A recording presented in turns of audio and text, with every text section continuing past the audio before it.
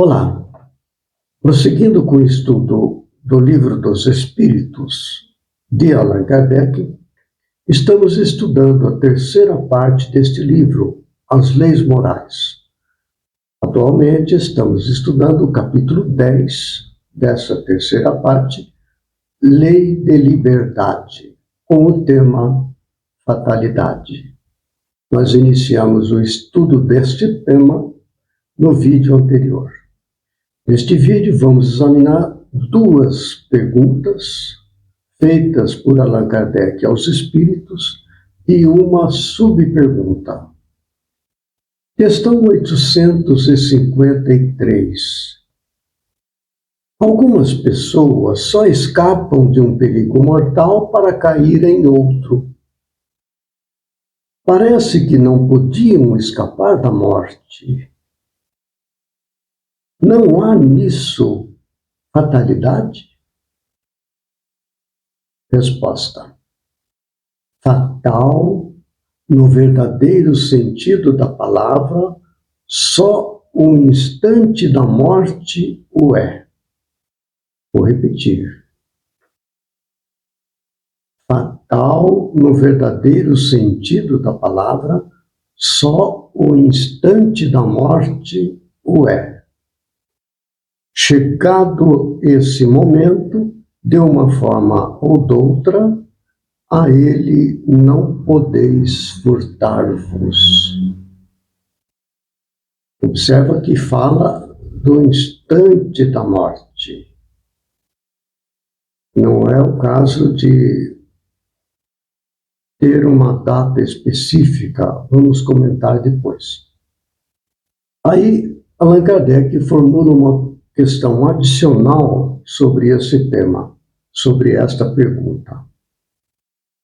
Assim, qualquer que seja o perigo que nos ameace, se a hora da morte ainda não chegou, não morreremos?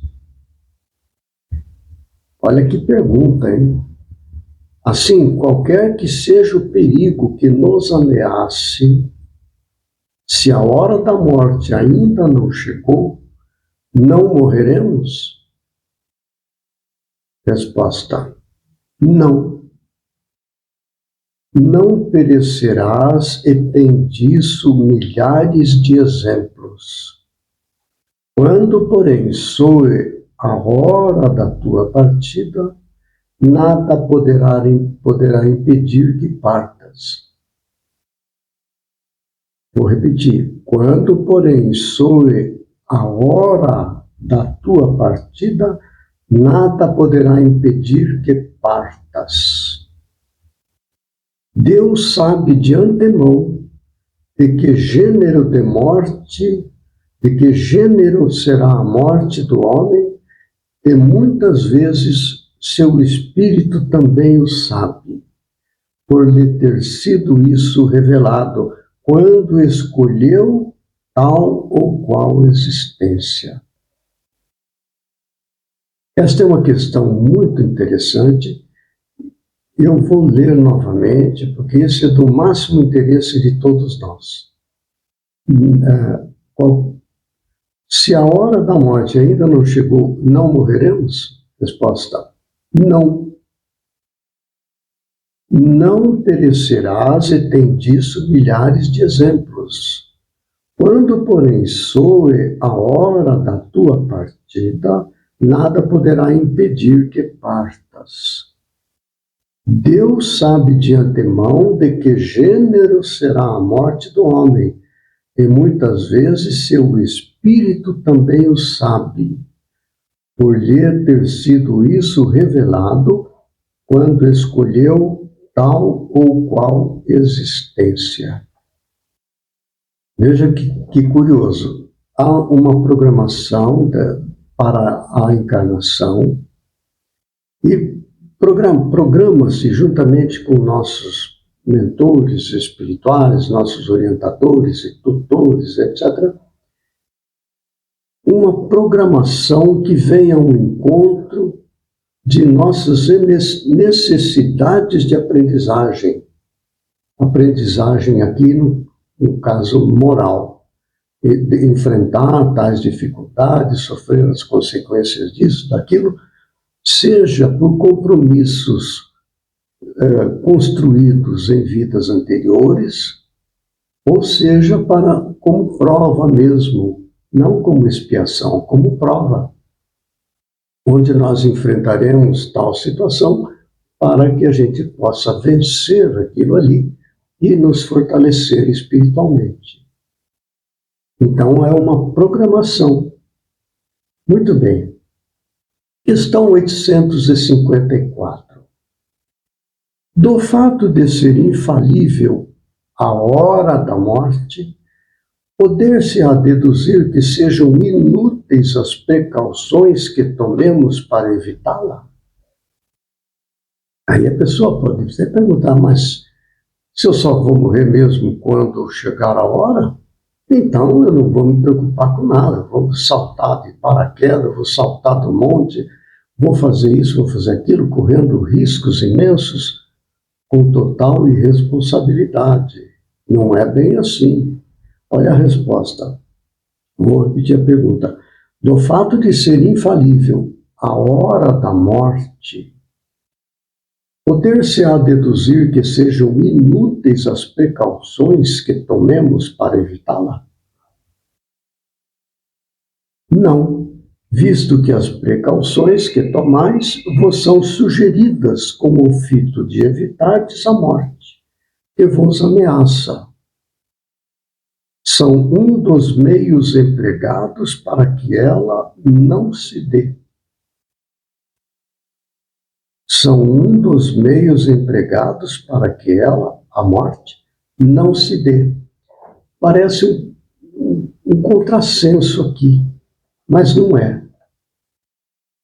Nós reencarnamos para enfrentar determinadas experiências, mas nós podemos, com o livre-arbítrio que temos, causar danos, seja o caso, por exemplo, do suicídio. Isso não está programado. É uma tentação com a qual devemos nos defrontar, mas não está previsto que vamos passar por sermos derrotados pelo suicídio. Isso não está na programação, isso é uma escolha nossa. Isso não é a hora da morte. Porque o que acontece? Quando nós programamos a encarnação, programamos uma série de eventos principais que caracterizam aquela experiência, não nos seus detalhes, porque seria a ausência de livre-arbítrio. Não, não é isso. A abordagem que aquela encarnação nos oferece para aprender, uma pessoa mais rica, uma pessoa mais pobre, encarnar com determinados danos físicos, etc. Uma série de situações fatais que nós reencarnamos com aquela programação. Então, essas programações são feitas antes de encarnar. E também nós reencarnamos com a perspectiva de uma existência, digamos, de 80 anos. O que nos levará àquele corpo físico no qual estamos reencarnados? A que duremos 80 anos. Energia vital. A energia vital necessária para aquela encarnação é agregada ao corpo que se forma no útero da mãe e que lhe dará como combustível, digamos assim, o suficiente para uma vida normal até 80 anos. Só o que acontece? Nós podemos desgastar estas energias sem necessidade. Eu vou trazer um caso bem conhecido entre os espíritas, que está escrito nesse livro aqui, Nosso Lar. É um livro psicografado por Chico Xavier, pelo espírito André Luiz. Ele relata que, quando ele desencarnou, ele foi para uma região sombria e ali passou alguns anos em situações tormentosas, muito angustiosa, era correspondente ao estado íntimo que ele carregou ao desencarnar. E conforme a encarnação que ele construiu, um estado mental predominante, hábitos e tudo, isso levou a ele uma região de baixa frequência. Nós chamamos de umbral. E ali ele passou um período muito complicado. Então, veja, e ele estando ali, passou ali alguns anos. Ele não compreendia o que estava acontecendo, achava tudo aquilo muito estranho. Tinha medo, tentava fugir, mas nada se alterava. E ele ouvia pessoas que o acusavam, que o desafiavam, que o ofendiam, dizendo a ele: suicida, suicida, criminoso, infame. Eram vozes que vinham das sombras. E ele tentava reagir, mas ele não entendia como assim suicida, não é? Que buscas, infeliz? Onde vai, suicida? Ele pensava, mas eu não cometi suicídio, não é? Ele teve uma enfermidade, demorou muito tempo no hospital, fez cirurgias e tal, e acabou desencarnando por conta daquelas dificuldades de saúde. Mais tarde, depois que ele foi amparado pela espiritualidade, ele foi levado para o nosso lar, que é uma cidade no plano espiritual, onde ele foi socorrido, levado para lá. E ali ele passou por tratamento e ele não trouxe a questão, como assim o suicídio? Eu cuidei da minha vida, fiz o máximo que eu pude no hospital, para que eu não viesse a falecer, cuidar da família, aquela coisa toda. Aí o que acontece? O ministro Clarencio, que o havia retirado lá do umbral, explicou para ele por que razão ele tinha sido acusado de suicídio. Ele não tirou a vida dele conscientemente, foi um suicídio indireto. Então ele faz algumas perguntas, ele vai levando o André Luiz, que está na enfermaria ali, conversando com o ministro Clarencio. Falei, teve um suicídio indireto porque ele consumiu suas energias vitais, por exemplo, pela cólera. Ele era uma pessoa assim muito colérico, ele ofendia as pessoas. Isso vai consumindo energias vitais e afetando os organismos do corpo físico. Os rins, o fígado, acabou afetando até. Ele consumia bebidas alcoólicas, não era um alcoólatra inveterado, mas ele bebia bebidas alcoólicas. Essas bebidas alcoólicas exigiam energias adicionais para serem amortecidas, consumidas pelo corpo físico. E também ele teve episódio de sífilis. Esta sífilis afetou muito a região intestinal, que levou a ele as células cancerígenas e tal, e que levou então a uma oclusão intestinal. E através das cirurgias desse aspecto, ele veio a desencarnar. Ele também cometia excessos de alimentação. Tudo isso que sai da natureza consomem excessivamente energia vital. Aquela que era programada, digamos, no exemplo, 80 anos, nós vamos consumindo aquela energia e nós não chegaremos mais aos 80 anos, não é? Então foi acontecendo, por escolhas dele, um suicídio indireto, quer dizer, ele morreu antes da hora, morreu antes do tempo previsto. Agora, no momento em que ele está com o organismo físico todo comprometido, a partir daí, não tem o que dizer, a energia física dele acaba, ele vai falecer, vai morrer.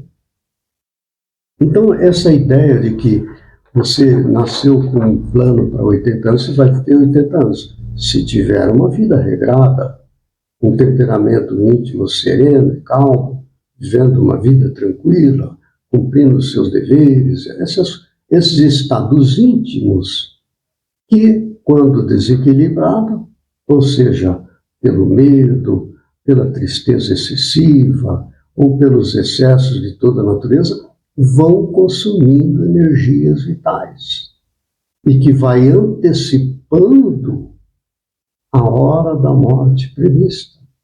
Então, quando ele diz ali, fatal no verdadeiro sentido da palavra, só um instante da morte o é.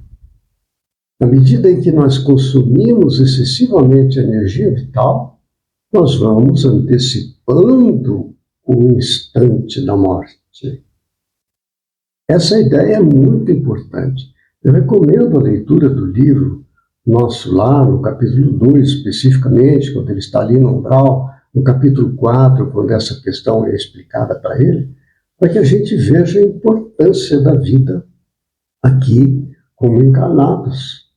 Porque nós temos o livre-arbítrio de termos uma vida equilibrada, comedida, ou não. Se levarmos uma vida serena, equilibrada, cumprindo o dever, trabalhando o que for necessário segundo a programação da encarnação, nós vamos ter o consumo da energia vital o suficiente para o tempo programado.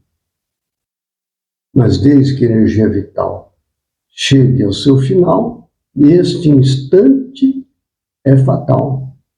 Não tem como continuar. Naturalmente que há relatos. É o caso, por exemplo, do rei Ezequias, não é?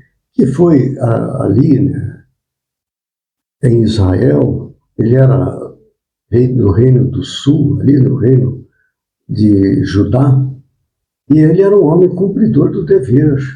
Ele terminou ali em Judá com a idolatria, ele foi muito fiel às escrituras, ensinamentos, e o profeta disse para ele que ele morreria em tal época ali. E ele não queria, ele entrou em uma tristeza enorme, em oração, em choro e tal, e rogando em oração. Ele era o rei, orando e rogando a Deus que não o levasse naquele momento. E por ser ele digno, pelo trabalho em favor da evolução moral de todo o seu reino, que era o reino do sul de Judá, o profeta recebeu a mensagem da espiritualidade dizendo que tinha sido analisado o pedido dele no plano espiritual e que a espiritualidade superior, que coordenava a encarnação dele, concedeu a ele mais 15 anos de vida. Então há estes casos onde há uma reprogramação da encarnação, onde energias vitais adicionais são colocadas à disposição. São exceções essas, mas pode acontecer também. Então há muitos fatos curiosos a respeito da fatalidade da morte, não é? Nós temos a responsabilidade sobre isso. Ou seremos um suicida indireto, pagaremos isso pela culpa e teremos que repor isso em outra encarnação para que nós tenhamos nossa consciência aliviada, praticando bem e tudo mais, não é? Como o caso de Ezequias, onde a ele foi acrescentado mais 15 anos de vida. São curiosidades. De qualquer maneira, nós prosseguiremos ainda no próximo vídeo com este mesmo tema, fatalidade, com mais algumas questões muito interessantes a respeito deste assunto. Então, até lá, que Jesus nos ampare e fortaleça.